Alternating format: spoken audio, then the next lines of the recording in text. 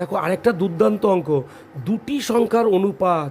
বারবার এই অনুপাতের এই অঙ্কগুলো, গসাগু দিয়ে অনুপাত বার করা, লসাগু দিয়ে অনুপাত বার করা, অনুপাত দিয়ে গসাগু বার করা, কমন কমন অঙ্ক আসবেই চাকরি পরীক্ষায়। বলেছে দুটি সংখ্যার অনুপাত 15:11 হলে এদের গসাগুর মান 7 হলে সংখ্যা দুটি কত। আবার একটা সূত্র তৈরি করে ফেলো তো। সংখ্যা বার করতে গেলে কী নিয়ম? গসাগুর সঙ্গে অনুপাতকে গুণ করে দেবে।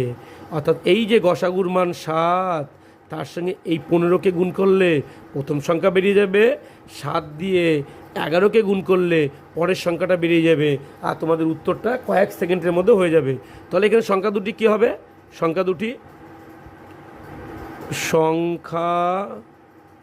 দুটি হলো, কে কে হবে বলো, তোমরাই বলো। 15-র সাথে একবার 7 গুণ করবে, কমা আরেকবার 11-র সাথে 7 গুণ করবে। দেখো অঙ্কটা পড়ে গসাগু মনে করি সংখ্যাটি হলো 15x 11x, এদের গসাগু এক্স, প্রশ্ন এইটা সমস্যা দরকার নেই, কয়েক সেকেন্ডের মধ্যে গুণ করে দাও। 7 পূর্ণ কত? 105, 7 11 কত? 77। This is answer. দেখো তারপর অঙ্কটা পড়ে দেখো, সেম অঙ্ক, সংখ্যাটা শুধু চেঞ্জ করেছে। দুটি সংখ্যার অনুপাত 7:5, তাদের গসাগু 3 হলে সংখ্যা দুটি কত। এটা আশা করি তোমাদের হোমওয়ার্ক দিয়ে রাখলাম, আমি আর করলাম না। কমেন্ট বক্সে জানাবে এর উত্তরটা কোনটা হবে। ওকে, দেখো পরের অঙ্কটা, এমন কোনো চাকরির পরীক্ষায় নেই এই ধরনের অঙ্কটা আসেনি। আর তোমরা যখন ক্লাস 6-এ পড়তে এই অঙ্কটা তোমাদের, এই ধরনের অঙ্ক প্রচুর পরীক্ষায় এসছে, কমন অঙ্ক ছিল। 6-এও তোমরা পড়েছিলে। একটা সূত্র মনে রাখতে হবে। অঙ্কটা কি আগে পড়ে শোনাচ্ছি। বলেছে যদি দুটি সংখ্যার লসাগু 63 এবং গসাগু 9 হলে একটি সংখ্যা 27 হলে অপর সংখ্যাটি কত। নিশ্চয়ই জানা আছে। অপর সংখ্যাটি কত হবে? সূত্র হচ্ছে লসাগু গুণ গসাগু বাই একটি সংখ্যা। কি মুখস্থ করবে? লসাগু গুণ গসাগু বাই একটি সংখ্যা। বসিয়ে দাও সূত্রটা মুখস্থ করেই। লসাগুর জায়গায় কত বসাবো? সংখ্যা চেঞ্জ করবে, তোমরাও বসিয়ে দেবে। লসাগুর জায়গায় 63 63, গসাগুর জায়গায় কত বসাবো? 9 বাই একটি সংখ্যার ঘরে কত বসাবো? 27। ব্যাস, কেল্লা ফতে, কাটাকাটি করে দাও। 27 3 নং 27, 3 দিয়ে 63কে কেটে দাও, 3 দুগুণি 6, 3 অক্ষে 3।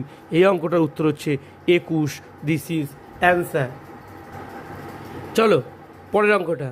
বলেছে যদি দুটি সংখ্যার লসাগু এত 385, গসাগু 11, একটি সংখ্যা 35 হলে অপর সংখ্যাটি কত। নিশ্চয় আমার আর বোঝাতে হবে না, তোমরা সূত্র ফেলে কাটাকাটি করে এর মধ্যে কোন অপশানটা উত্তর হয় আমাকে কমেন্ট বক্সে জানাবে। এটা আমার হোমওয়ার্ক দেওয়া রইল তোমাদের প্রতি। দেখো পরের অঙ্কটা একটু আলাদা অঙ্ক। এটা যদি দুটি সংখ্যার যোগফল 84 হয়, তাদের গসাগু 12 হয়, তবে কত জোড়া সংখ্যা পাওয়া যাবে। এই অঙ্ক হলে তোমরা কি করবে? গসাগুকে যোগফল দিয়ে ভাগ করবে। কত হয়? 84 ভাগ 12। কত? 6 বারং 84, তাই তো? সরি, 7 বারং 84। কত পেলাম আমি? 7। এবার 7কে তোমরা পরস্পর মৌলিক সংখ্যা হিসাবে ভাঙাবে। 7কে তোমরা পরস্পর মৌলিক সংখ্যা আকারে যোগ করে দেখো। 7কে কী কী যোগ করলে 7কে পাওয়া যায়? দেখো 3 যোগ 4, 3 আর 4 পরস্পর মৌলিক সংখ্যা, কারণ এদের মধ্যে সাধারণ উৎপাদক হচ্ছে 1। এই 1 জোড়া হতে পারে। আর কি হতে পারে? 5 যোগ 2 7। আর কি হতে পারে? দেখো 6 যোগ 1 হবে না, কারণ 1 আর 6 হবে না। এ তোমাদের পরস্পর আর হচ্ছে না, 2 জোড়া হতে পারে সংখ্যা। ওকে, আর একটা অঙ্ক ক্লাস 6-এও শিখেছো সংখ্যা চেঞ্জ করে। এছাড়াও সমস্ত চাকরির পরীক্ষায় অঙ্কটা আসে। বলেছে দেখো কোন ক্ষুদ্রতম সংখ্যা যা এত এত এত দিয়ে ভাগ করলে প্রতি ক্ষেত্রেই 10 অবশিষ্ট থাকবে। সংখ্যাটা বার করতে হবে। 1140, 1150, না 1130, না নন অফ দিস। কী করব? এই ধরনের অঙ্ক আসতে গেলে তো আমরা প্রথমেই এই 57, 76, 19কে আমরা এখানে করে দিচ্ছি, জায়গা শর্ট আছে, লসাগু করে দেবো। কি করে দেবো, লসাগু 57, 76 আর 190, তাই তো? কি দিয়ে যায় তিনজনকেই? 19 ঘরে নামটা পড়ে দেখো, 3 19 57, 4 19 76, 10 19 190। আবার তোমরা 2 দিয়ে দাও, 3কে যায় না, 2 দুগুনি 4, 5 দুগুনি 10। তো লসাগু করে কত হলো দেখো তো? লসাগু করে হলো 5 দুগুনি 10, 3 10কে 30, 30 দুগুনি 60, 60 আর 6 নং 54, 60 আর 19 গুণ করে দেখো 1140।